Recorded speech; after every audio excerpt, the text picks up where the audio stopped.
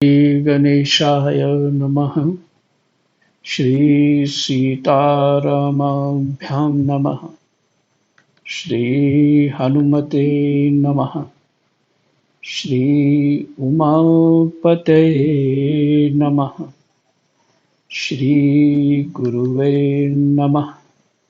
सब संतन की जय जय। जय जय सीताराम। राधे श्याम। हाँ जी। अभी बताइए, अब ठीक है? जी महाराज जी, राम राम जी, ठीक है बिल्कुल महाराज जी। कृष्णाय वासुदेवाय हरये परमात्मने प्रणतः क्लेशनाशाय गोविन्दाय नमो नमः। गोविन्दाय नमो नमः।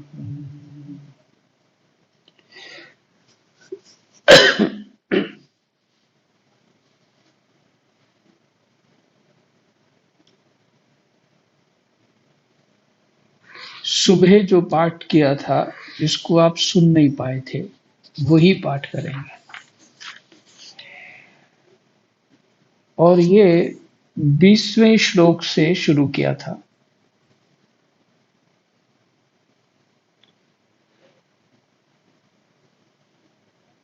ऋषभ भगवान, प्रसंग ये था,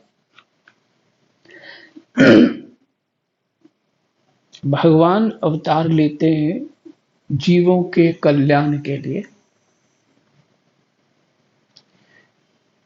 और भगवान ऋषभ ने पिता का क्या धर्म है, ये पुत्रों को उपदेश करके सिखा रहे हैं और सिखा दिया। राजा क्या क्या धर्म है, ये राजाओं को सिखा दिया।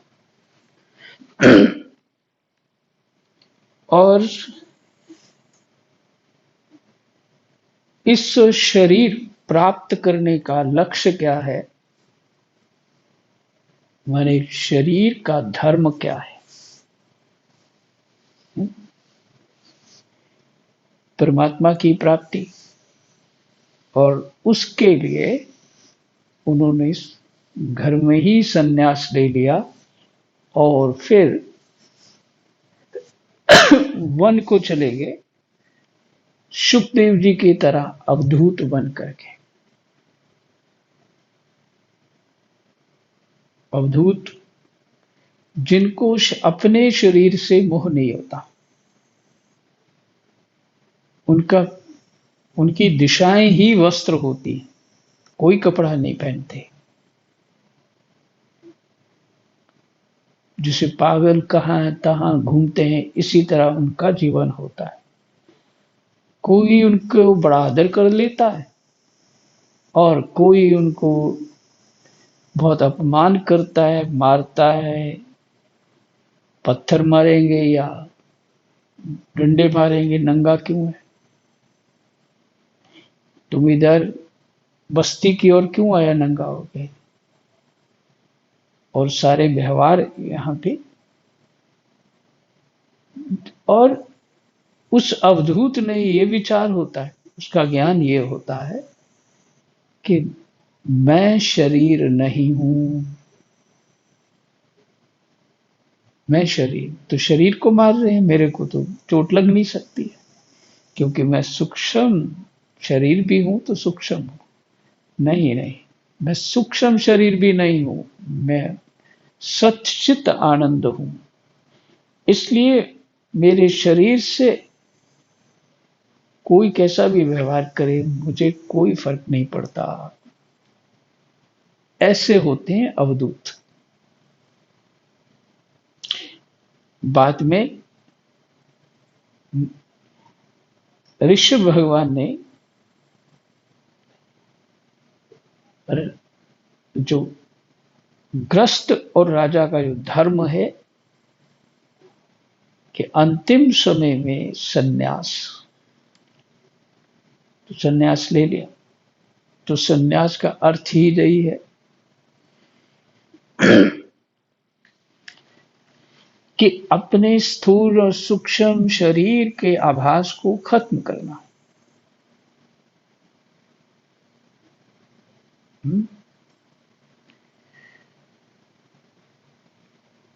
अपने सूक्ष्म शरीर और स्थूल शरीर के इस चक्र से, इस बंधन से सदा के लिए बाहर चले जाना है, उसका वो अभ्यास किया।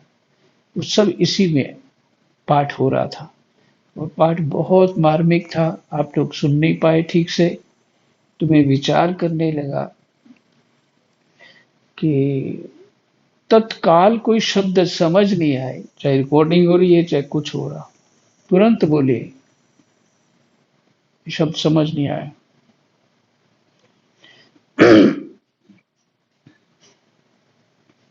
तो जिस तरह से माता मदालसा ने, कल ये प्रसंग चला था, अपने 8 पुत्रों को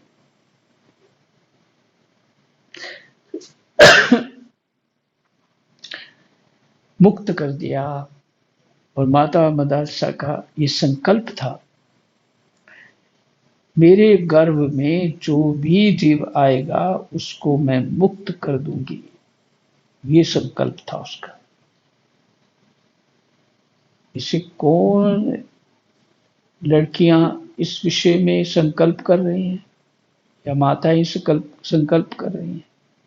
क्योंकि ज्ञान ही नहीं है ना, वो उस रास्ते हम गए नहीं, पता नहीं कुछ भी, कि मेरे गर्भ में जो भी जीव आएगा उसको मैं मुक्त कर दूं।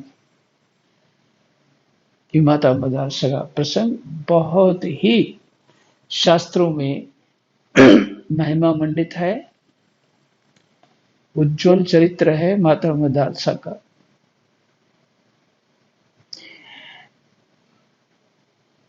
तो उन्होंने राजा से शर्त ले ली कि 8 साल तक तुम मेरे संतान का मुख नहीं देखोगे, क्योंकि राजा उसकी सुंदरता के ऊपर मोहित था, और राजा स्वयं उसके घर गए और प्रार्थना करी कि आपकी पुत्री के साथ मैं विवाह करना चाहता हूं। तो एक शर्त लगा दी कि 8 साल तक तुम अपनी संतान का मुख नहीं देख सकते। तो 8 साल तक उस बालक को भक्ति, ज्ञान और वैराग्य से पूर्ण कर देती, और बच्चा 8 साल के बाद घर सुताई छोड़ के भाग जाता। महल में ही रहती होंगी, कहीं जहां भी रहती होंगी, छोड़ देते। तो बच्चे चले जाते, 7 चले गए घर से बच्चे। अंतिम में राजा बड़ा दुखी हुआ, उसने प्रतिज्ञा तोड़ दी और बोला कि एक संतान तो दे दो। तो 8वां जो बालक था उसको राजा ने मांग लिया, और मदालसा ने कहा हमारा संकल्प पूरा हुआ, आपने वचन तोड़ दिया, अब हम जाके भजन करेंगे। माता मदालसा भी चली गई, एकांत शांत जिस स्थान पे भी रहना था।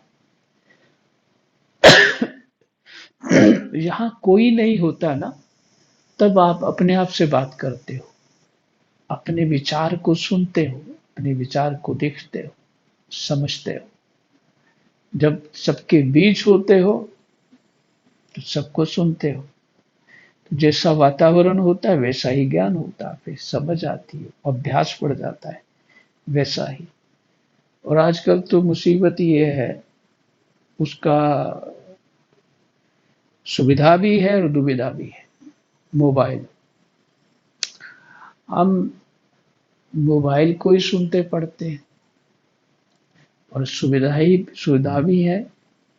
सदुपयोग कर लें तो लाभ है, और यदि उसको ठीक इस्तेमाल करना नहीं आया तो हानि तो निश्चित है।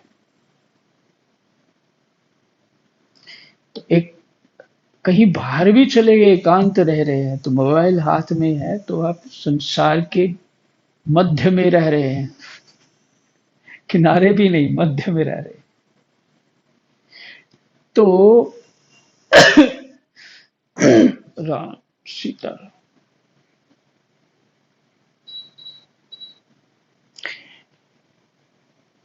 महाराज ऋषभ देव जी ने पुत्रों को उपदेश दिया।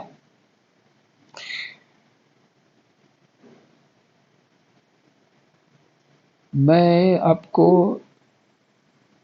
19वें श्लोक से ही सुनाना शुरू करता हूं। मेरे इस अवतार शरीर का रहस्य साधारण जनों के लिए बुद्धि गम्य नहीं है। शुद्ध सत्व ही मेरा हृदय है। शुद्ध सत्व ही मेरा हृदय है, और उसी में धर्म की स्थिति है। सत्व विशेष में ही धर्म की स्थिति हो सकती है। मैंने अधर्म को अपने से बहुत दूर पीछे की ओर ढकेल दिया है। इसी से सत्पुरुष मुझे ऋषभ कहते हैं।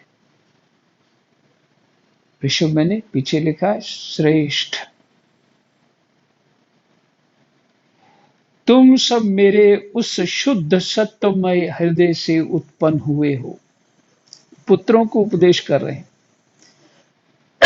इसलिए मत्सर छोड़कर अपने बड़े भाई भरत की सेवा करो। उसकी सेवा करना मेरी ही सेवा करना है।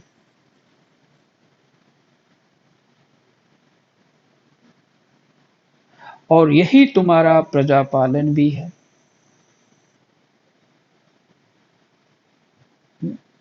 बड़े भाई की सेवा करो, क्योंकि स्पष्ट कहा है इन्होंने, उसकी सेवा करना मेरी सेवा करना ही है।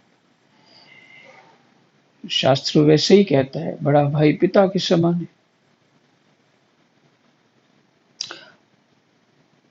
अन्य सब भूतों की अपेक्षा वृक्ष अत्यंत श्रेष्ठ हैं। अन्य सब वस्तुएं माने तत्वों की अपेक्षा, भूतों की अपेक्षा वृक्ष अत्यंत श्रेष्ठ हैं। उनसे चलने वाले जीव श्रेष्ठ हैं। वृक्ष तो अचर हैं, और चलने वाले चर जीव होते हैं। उनसे चलने वाले श्रेष्ठ हैं, और उनमें भी कीट आदि की अपेक्षा ज्ञान युक्त पशु आदि श्रेष्ठ हैं, जिन पशुओं को थोड़ा समझ होती है। पशुओं से मनुष्य, मनुष्यों से प्रथम प्रमथगण, प्रमथगण, प्रमथों से गंधर्व। अब ये प्रमथगण का मुझे अर्थ नहीं लग रहा है, इसका बता दूंगा। प्रमथों से गंधर्व, गंधर्वों से सिद्ध, और सिद्धों से देवताओं के अनुयायी किन्नर आदि श्रेष्ठ हैं।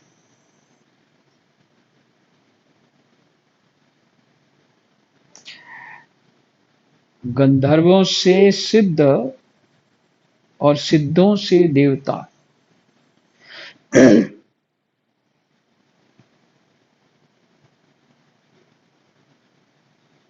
और सिद्धों से देवताओं के अनुयायी किन्नर आदि श्रेष्ठ हैं। इनका सबका विश्लेषण किसी रोज करना है। विशेष पाठ आएगा आगे, उसमें सबका कौन कौन से लोक हैं, सिद्ध लोक कौन सा है ना। इस जैसे देवलोक है, इससे गंधर्व लोक है, किन्नर लोक है। एक सबका एक बार इसको देख के फिर मैं सुनाऊंगा। उनसे असुर, असुरों से देवता, और देवताओं से भी इंद्र श्रेष्ठ है।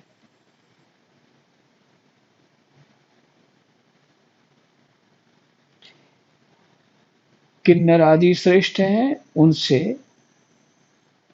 किन्नरों से असुर श्रेष्ठ हैं, असुरों से देवता, और देवताओं से भी इंद्र श्रेष्ठ हैं। बहुत अच्छा ये बताया कि सूक्ष्म जगत कैसा है। ब्रह्मा जी के पुत्रों में रुद्र सबसे श्रेष्ठ हैं।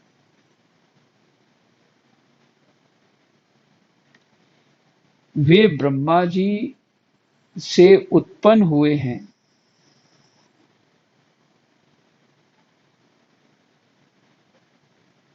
फिर से इंद्र से भी ब्रह्मा जी के पुत्र दक्ष आदि प्रजापति श्रेष्ठ हैं। इंद्र से ब्रह्मा जी के पुत्रों में रुद्र सबसे श्रेष्ठ हैं। वे ब्रह्मा जी से उत्पन्न हुए हैं। देखो, इनमें सनकादि भी ऋषि हैं,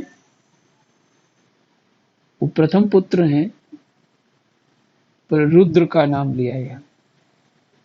नारद भी उनके पुत्र हैं, प्रजापति भी उनके पुत्र हैं।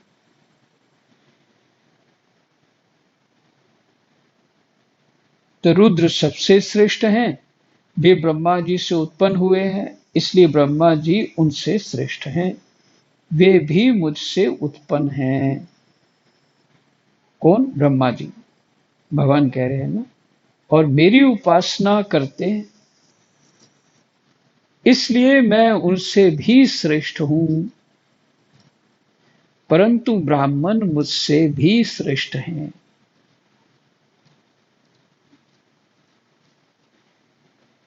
क्योंकि मैं उन्हें पूज्य मानता हूं।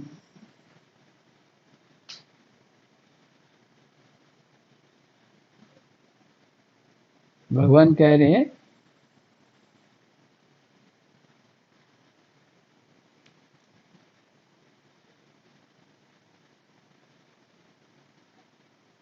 मैं ब्रह्मा जी से भी श्रेष्ठ हूं, परंतु ब्राह्मण मुझसे भी श्रेष्ठ हैं, क्योंकि मैं उन्हें पूज्य मानता हूं।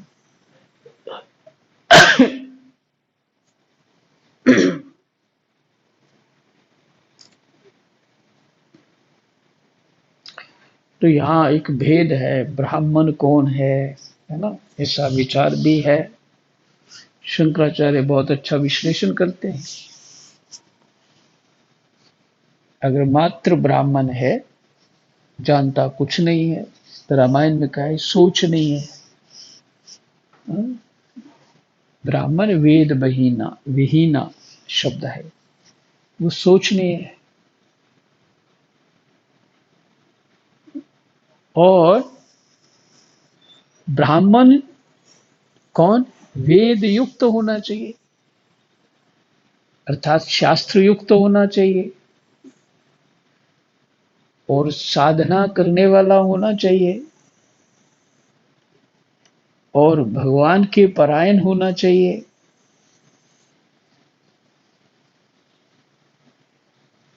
और जो गुण क्या होने चाहिए? सत्वगुण, शम, दम, सत्य, दया, तप, तितिक्षा और ज्ञान आदि, ये 8 गुण होने चाहिए। तो ये श्रेष्ठ ब्राह्मण है। भगवान उनको मानते हैं, प्रणाम करते हैं, उनसे आशीर्वाद लेते हैं। वो कर ये रहे कि वो भगवान की भक्ति कर रहे, भगवान को धारण कर रहे। भगवान के गुणों को धारण कर रहे हैं, हृदय में भगवान को धारण कर रहे हैं।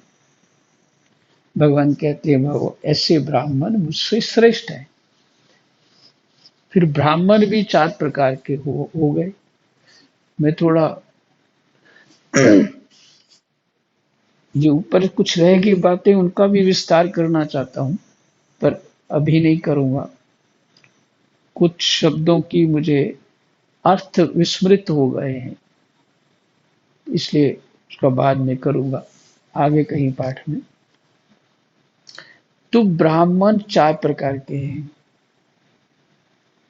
जिन गुणों को मैंने कहा, यही ब्राह्मण है, श्रेष्ठ ब्राह्मण। फिर आगे क्षत्रिय ब्राह्मण, जिनकी चाह होती है अन्याय के विरुद्ध लड़ना है, मुझे ये होना चाहिए, वो होना चाहिए, क्षत्रिय ब्राह्मण हो गए। सबसे पहले सभी जीव ब्राह्मण ही थे, क्योंकि ब्रह्मा की संतान है जीव सारे, है ना। अब जिनके स्वभाव, भगवान ने तीनों गुण तो सब में कहीं ना कहीं तो इस्तेमाल कर रहे हैं ना। तो प्रकृति के गुण सब जीवों के हिस्से जो आएगा वैसा आचरण करेगा। तो अन्याय के विरुद्ध लड़ने वाले क्षत्रिय ब्राह्मण हो गए। और फिर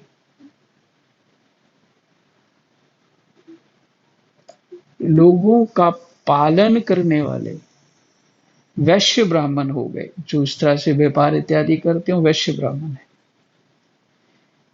ये पहले सभी ब्राह्मण थे, और जिन्होंने व्यापार आदि शुरू किया, सेवा करी, वैश्य ब्राह्मण हो गए। इसी तरह क्षत्रिय ही ब्राह्मण ही क्षत्रिय हो गए, और सेवा इत्यादि कार्यों में जो लगे रहते हैं वो ब्राह्मण शूद्र हो गए, या ये कह लीजिए उनको सेवा इत्यादि कार्य पसंद था। तो सभी जीव तो वही हुए ना, ब्रह्मा की संतान है। अब जो प्रथम जो ब्राह्मण है, उनके गुणों को धारण करना कठिन है। तपमय जीवन है, पूर्ण रूप से परमात्मा में चित्त लगाए रखना, तपमय जीवन बहुत कठोर जीवन है। इसलिए राहत पाई क्षत्रिय हो गए, फिर राहत पाई उससे भी ज्यादा राहत वैश्य हो गए, और पूरी राहत पाई शूद्र हो गए, है ना। म्यूट करिए, म्यूट कर दीजिए, म्यूट कर दीजिए। किसका है? अनिल जी, म्यूट करो भाई।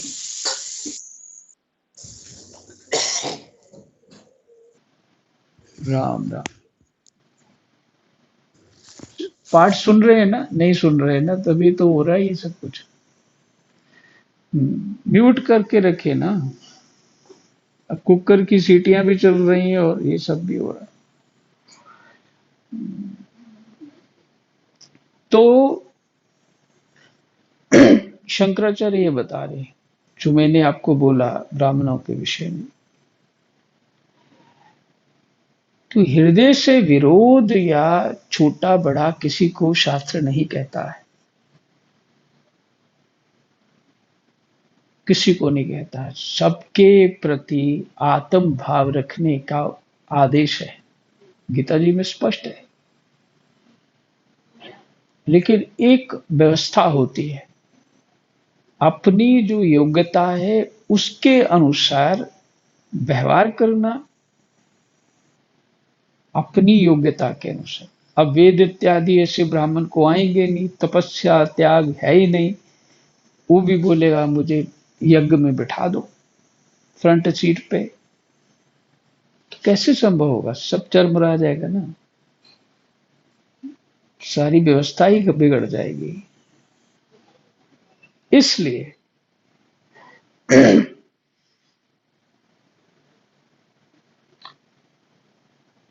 ब्राह्मण जो हैं सभी भगवान ही, यही तो हम पढ़ रहे हैं, सभी कीट पतंग इत्यादि और जो जड़ और चेतन भी परमात्ममय है, तो फिर किसको हम छोटा और बड़ा कहें। लेकिन ये एक व्यवस्था है, वो व्यवस्था को उसके जो गुण प्रकट होता है उसको उत्कृष्ट करने के लिए ऐसी व्यवस्था है। मान लीजिए जिसका जिसका पिता विद्वान है उसका पुत्र भी उसी कार्य में लगा लगा रहता है, तो पिता का डीएनए और फिर बेटे का डीएनए, उसकी मां भी वैसी हो तो वो बालक के साथ विद्वान होगा, तपस्वी होगा। और जो भाई आवाज कहीं कम हो जाए तो तुरंत बोलना। और जो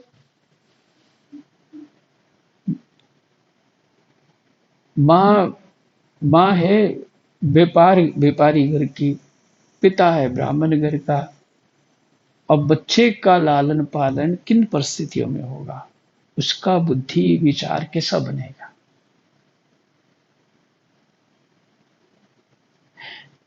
तो ये सबके गुण खिले रहे। वैश्य में ही विवाह करेगा तो उसका गुण और बढ़ेगा। जिस कार्य में है, कोई स्किल का काम करता है, वैश्य और शूद्रों में स्किल का काम किया जाता है, वो स्किल का काम करते हैं। तो पिता जो काम करता है पुत्र भी वो करेगा, तो वो तो लकड़ी में प्राण डाल देगा, मूर्ति बनाता है तो मूर्ति में प्राण डाल देगा। चाहिए तो सभी है ना, केवल ब्राह्मण ही तो नहीं चाहिए ना। भले भगवान कह रहे हैं वो श्रेष्ठ है,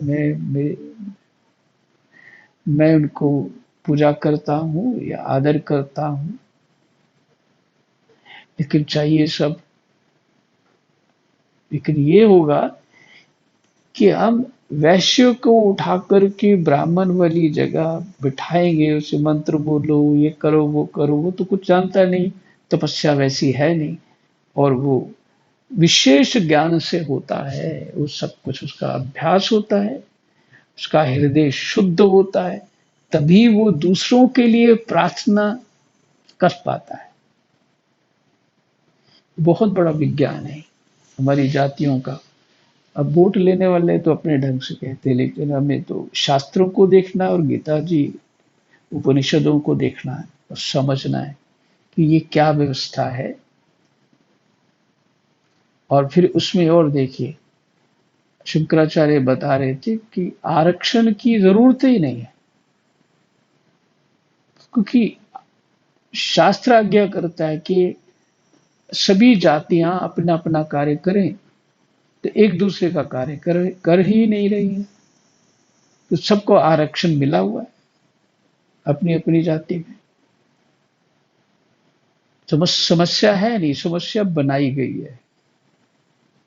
पहले कहते भारत सोने की चिड़िया था, और आज तुम समस्या खड़ी करके तो कह रहे कि हम तरक्की कर रहे हैं, राम जाने क्या हो रहा है। पर जो भी हो, हमारा प्रसंग है, भगवान कहते हैं ब्राह्मण मुझसे भी श्रेष्ठ हैं, इसलिए ब्राह्मणों के बारे में बोलना पड़ा।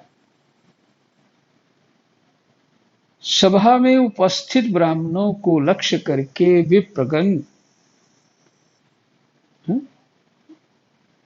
ऋषभ जी कहते हैं विप्रगण माने ब्राह्मण ही होते।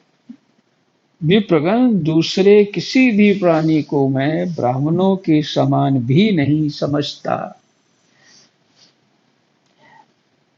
सत्य बात यह है कि ये भक्त ही है ब्राह्मण, पूर्ण रूप से ज्ञान विज्ञान युक्त भक्त है।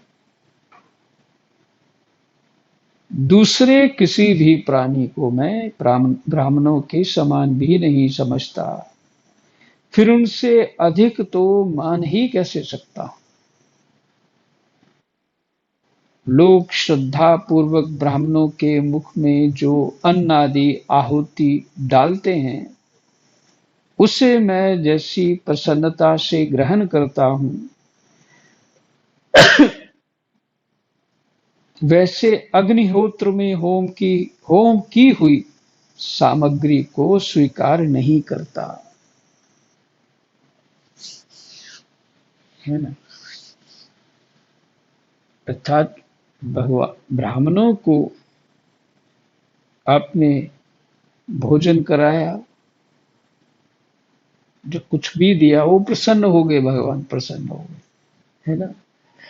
और यदि यज्ञ में ही सब कुछ डाल दिया, तो भगवान कहते उतना प्रसन्न नहीं होता।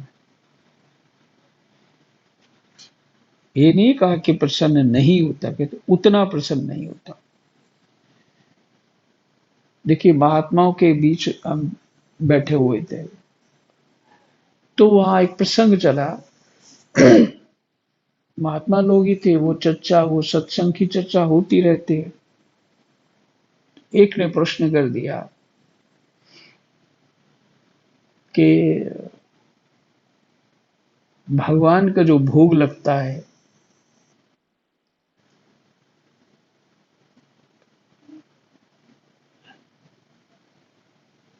वो भगवान पा लेते हैं, ऐसा कैसे हमें अनुमान होगा।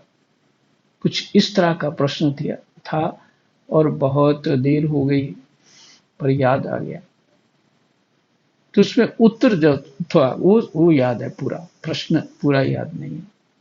तो उत्तर क्या है, उसमें था कि जो आप भोग रखते हो भगवान के सामने, भगवान उस पे दृष्टि कर देते हैं, क्योंकि भगवान तो आंख से भी वस्तु को पा सकते हैं, है ना। रामायण में छुपाई है ना, पद बिनु चले सुनई बिनु काना, है ना। भगवान कान से भी खा सकते हैं, आंख से भी खा सकते हैं, और कान से देख सकते हैं, कहीं से भी देख सकते हैं, कहीं से भी सुन सकते हैं। आत्म तत्व ऐसा है ना। उन आत्म तत्व को इंद्रियों की आवश्यकता नहीं।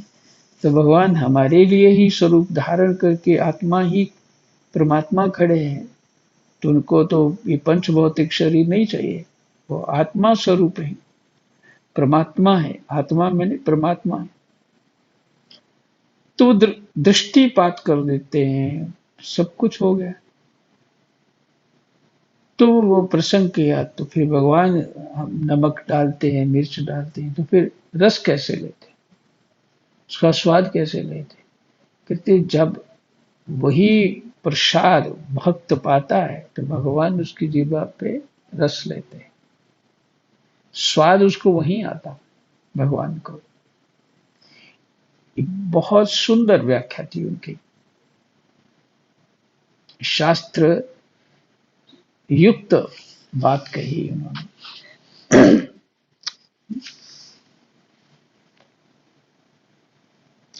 आगे भी देखिए, कितना जीव तो शास्त्र पढ़े बिना सही कर्म कर ही नहीं सकता। धर्म का उसको ज्ञान नहीं होना, और सही कर्म से होना नहीं है, और परिणाम भी वैसा होना है। पाठ में है कि जो मेरी पूजा तो करता है, मेरी पूजा सेवा में सब बड़ी बढ़िया से वो तपस्या पूर्वक का सब कार्य करता है, लेकिन अन्य प्राणियों से वैर विरोध करता है, वो ऐसा है, वो मेरे गले में तो माला पहना रहा है, वो मेरे पैर पे कुल्हाड़ी मार रहा है। बताइए, वो भगवान का प्रिय है? भगवान क्या समझा रहे हैं अगर हम भगवान के भक्त हैं तो हम ऐसा कार्य नहीं कर सकते। ज्ञानी है अथवा सदाचारी है तो फिर ऐसा कार्य कैसे हो सकता है? हमें कड़वे शब्द कैसे बोल सकते हैं, है ना? किसी को दुख देने की भावना से तो नहीं हो सकता। नहीं तो फिर ज्ञान हमारा लुप्त हो गया उस समय क्रोध के कारण, तो हमने जो भी मन में आया वो बक दिया, तो उचित नहीं है। तो इसलिए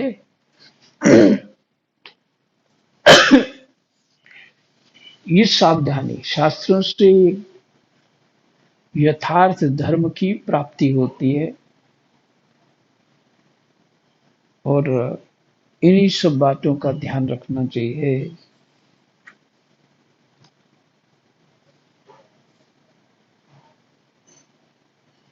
दूसरे किसी भी प्राणी को मैं ब्राह्मणों के समान भी नहीं समझता, फिर उनसे अधिक तो मान ही कैसे सकता हूं, है ना? देखिए वो वही नवदा भक्ति का प्रसंग है।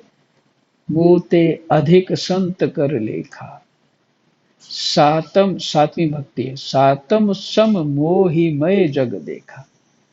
जग जग को मेरा स्वरूप मानिए, जगत को मेरा स्वरूप जानिए।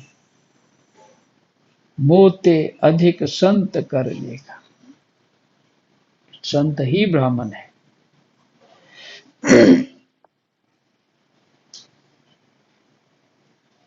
लोग श्रद्धा पूर्वक ब्राह्मणों के मुख में जो अन्न आदि आहुति डालते हैं उसे मैं जैसी प्रसन्नता से ग्रहण करता हूं, वैसे अग्निहोत्र में होम की हुई सामग्री को स्वीकार नहीं करता। जिन्होंने इस लोक में अध्ययन आदि के द्वारा मेरी वेद रूपा अति सुंदर और पुरातन मूर्ति को धारण कर रखा है, माने वेदों को धारण कर रखा है, तथा जो परम पवित्र सत्वगुण शम दम सत्य दया तप तितिक्षा और ज्ञान आदि 8 गुणों से संपन्न है, उन ब्राह्मणों से बढ़कर और कौन हो सकता है? वेद को धारण कर रखा है, सत्वगुण शम दम सत्य दया तप तितिक्षा और ज्ञान आदि 8 गुणों से संपन्न है, वह ब्राह्मण है। उन ब्राह्मणों से बढ़कर और कौन हो सकता है? मैं ब्रह्मादि से भी श्रेष्ठ और अनंत हूं। किसी का अनम्यूट हो गए। मैं ब्रह्मादि से श्रेष्ठ और अनंत हूं तथा स्वर्ग मोक्ष आदि देने के भी सामर्थ्य रखता हूं, किंतु मेरे अकिंचन भक्त ऐसे निष्प्रिय होते हैं। निष्प्रिय एक शब्द है, निष्किंचन, किसी वस्तु की स्पृहा नहीं, चाह नहीं, कि वे मुझसे भी कभी कुछ नहीं चाहते। फिर राज्य आदि अन्य वस्तुओं को की तो वे इच्छा ही कैसे कर सकते हैं? बिल्कुल। जब जगत को भगवान का ही स्वरूप मान रहे हैं, भक्ति ज्ञान वैराग्य से संपन्न है, वो उस जगत का है, कोई भी वस्तु की कामना तो उनको हो ही संभव ही नहीं है कि कामना हो जाए। सिर्फ वो भगवान को स्मरण करना चाहते हैं, भगवान से ही प्रेम करना चाहते हैं। इसलिए शब्द है निष्प्रिय होते हैं। पुत्रो तुम संपूर्ण चराचर भूतों को मेरा ही शरीर समझकर, बहुत सुंदर, मेरा ही शरीर समझकर शुद्ध बुद्धि से पद पद पर उनकी सेवा करो, यही मेरी सच्ची पूजा है।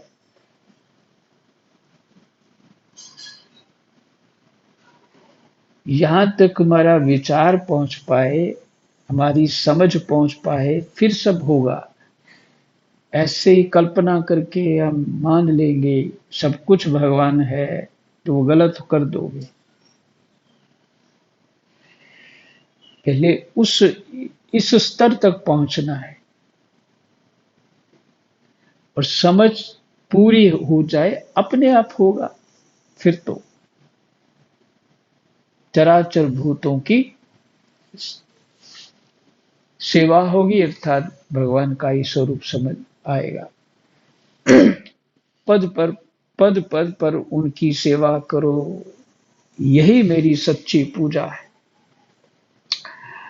हम जल पूजा भी करते हैं, अग्नि पूजा भी करते हैं, आकाश पूजा भी करते हैं, वायु पूजा भी करते हैं, पृथ्वी पूजा भी करते हैं, है ना। कोई पूजा छूटी नहीं है जो हम नहीं करते हैं। नदियों की पूजा करते हैं, जल पूजा, समुद्र की पूजा करते हैं, कुओं की, तालाबों की पूजा करते हैं, पेड़ पौधों की पूजा करते हैं, पहाड़ों की पूजा करते हैं। गिरिराज जी हैं, कामदानाथ जी हैं, अयोध्या में भगवान का स्वरूप माना गया। हमारा जो विज्ञान है, इस वेद का जो विज्ञान है, ज्ञान है, वो पूर्ण है, अधूरा नहीं है। हमारी संस्कृति उस जीव को ब्रह्म बना देती है, ऐसी संस्कृति है हमारी। तो यही मेरी सच्ची पूजा है। मन, वचन, दृष्टि तथा अन्य इंद्रियों की चेष्टाओं का साक्षात फल मेरा इस प्रकार का पूजन ही है।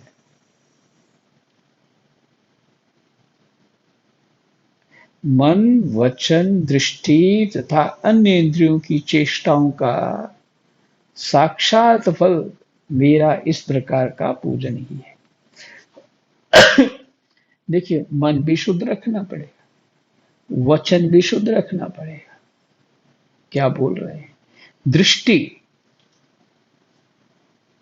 समझ के बिना दृष्टि ठीक नहीं होगी, तथा अन्य इंद्रियों की चेष्टाओं का, माने क्रिया, एक्शंस जो होंगे अन्य इंद्रियों का, चेष्टाओं का साक्षात फल मेरा इस प्रकार का पूजन ही है। इसके बिना मनुष्य अपने को महामोहमय कालपाश से छुड़ा नहीं सकता। इसके बिना एक दिन यहां हमें पहुंचना ही है, कोई उपाय नहीं है। तभी ये मोहमय कालपाश के बंधन से छूट सकते हैं।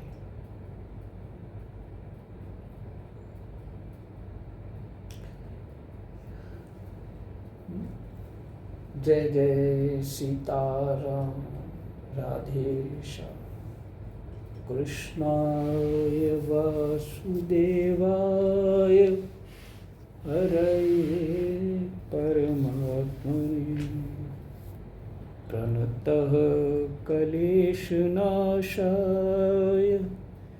गोविन्दाय नमो नमः, गोविन्दाय नमो नमः।